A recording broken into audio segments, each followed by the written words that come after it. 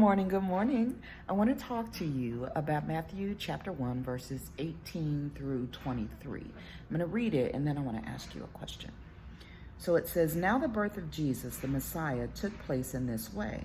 When his mother Mary had been engaged to Joseph, but before they lived together, she was found to be with child from the Holy Spirit.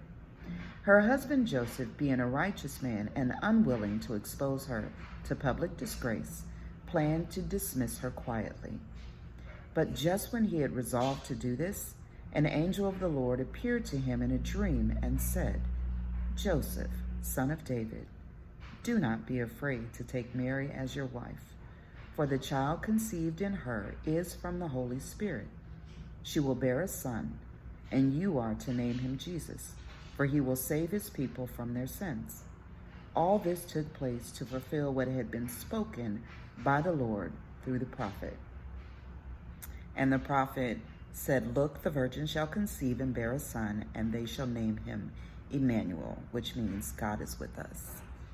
Now, this is what I want to ask you. Would you, if you were Joseph, would you have gone through with that?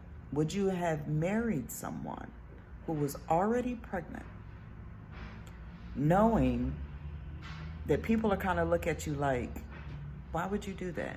You don't even know who the father of the child is. Why would you take on that kind of responsibility? Not to mention health problems and stuff like that. And that's how we think now. But back then, it was kind of a stigma. If it wasn't, Joseph wouldn't have been thinking about, should I actually marry her? I mean, I don't want to embarrass her, so I can do this quietly, but I don't really think I want to put myself in that position. Would that have been your answer?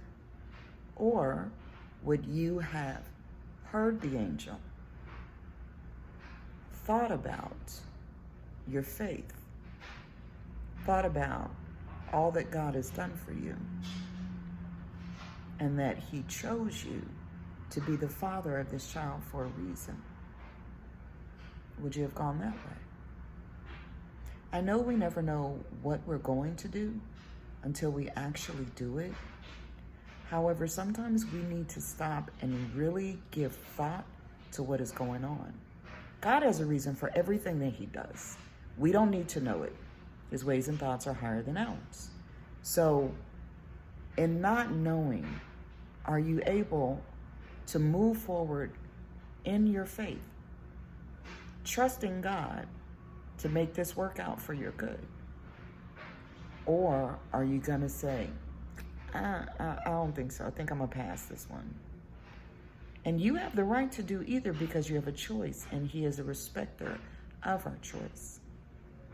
I do want to remind you, though, that God sets us up in ways that we can't imagine.